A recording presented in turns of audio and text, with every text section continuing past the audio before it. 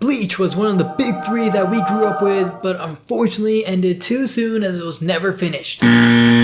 Thankfully, Bleach is not only returning to complete its series, but also presenting the spin-off movie Burn the Witch, which has been confirmed to be coming this year. In this video, we'll be talking about everything we know about the movie regarding its potential plot, characters, and world using the pilot manga, so there may be minor spoilers. You've been warned.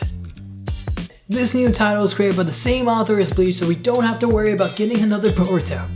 I'm gonna butcher the names, but the director of the movie will be Tatsuo Kono, and the Japanese female leads will be voiced by Yuna Yamada and Asami Tano. These three individuals are all recognized in their fields, working on previous works such as Fairy Tail and Kill la Kill. Knowing that, it gives myself a confidence boost of the movie quality. This property is a chance for Kubo to expand the Bleach universe and explain a lot of the mysteries that the fans were wondering about. Speaking of the Bleach universe, it has been confirmed that Burn the Witches will be in the same world, so expect to find tons of references and Easter eggs of the Eastern Soul Society.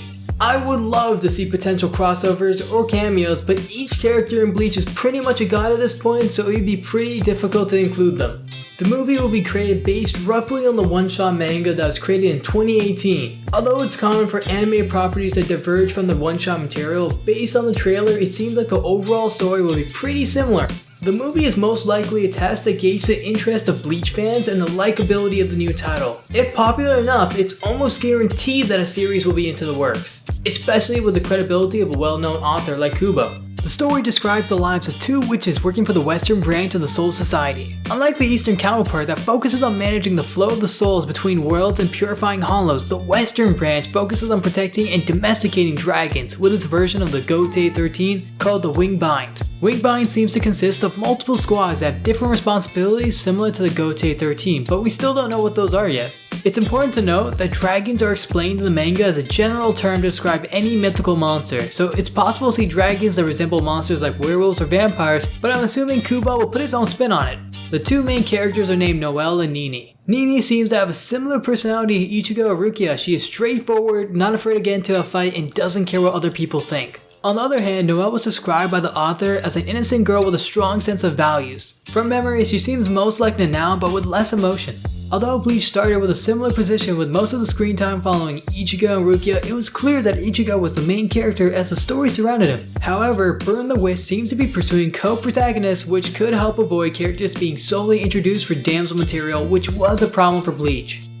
The next thing is hybrids. Similar to the Visors in Aizen's army, the one-shot already introduces hybrids in the form of were-dragons, which is obviously inspired by werewolves. I imagine that were-dragons will fight similar to Chad as they use their own body as a weapon instead of external objects. Speaking of weapons, it appears that the Western Soul Society differs in this as well, as they use guns instead of Zanpakutos. Since they don't need to purify hollows, it makes sense that they don't use swords. Unfortunately, the one-shot chapter hasn't provided a lot of details on the combat system. But since they're called witches, the guns could be used similar to a wand that enables them to use spells, similar to Hado in Bleach.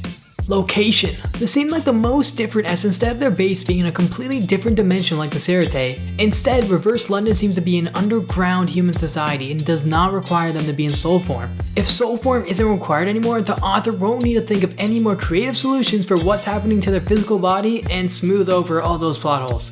I mean, was I the only one that was wondering what was happening to Ichigo's body every time a hollow appeared randomly?